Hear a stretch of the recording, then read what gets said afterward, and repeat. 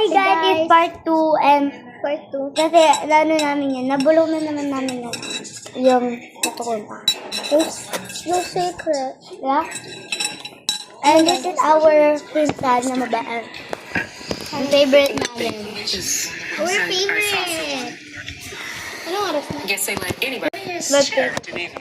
So, started learning piano. So guys, hindi kami nakakainom.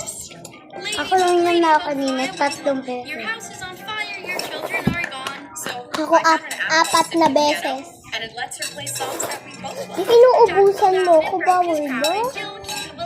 Wait lang yung soup ah. It sounds like You got me, girl. Our mass has ended. just give me a second.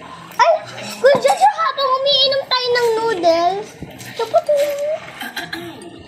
Oh yeah. Yung soup na lang, mas maganda yun ah. Or steal Rock, from the collection. paper, scissors.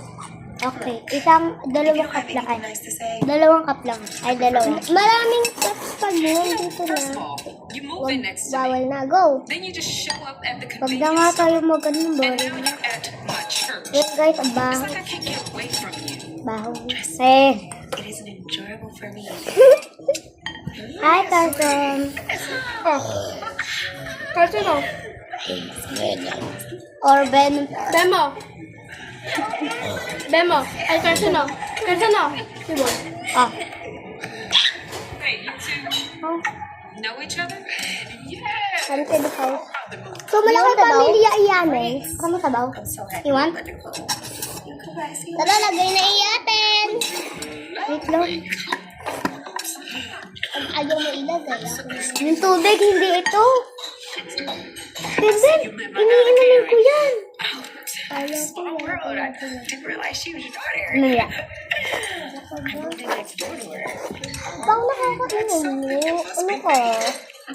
Ayaw mo. Oh my gosh, na-save kita. To get to. Kita blip mo kanina. Nice to see you. Sorry guys. Ano siya, si Carlson. Didn't I tell you not to talk to her? Ano siya, Carlson ka dito? Mama, how do you know that woman? Pwede mo siya tawagin sir. Ben, ano, ilagyan mo itong tubig na ano. Yung hindi I'm hot. sorry to break the news to you, but your Yung friend hindi is hot. a criminal. Oo. Hari-hari. Like, katawag chakis on Adi adun. She moved in. I got Hey, you so hi, yay, yay, you so.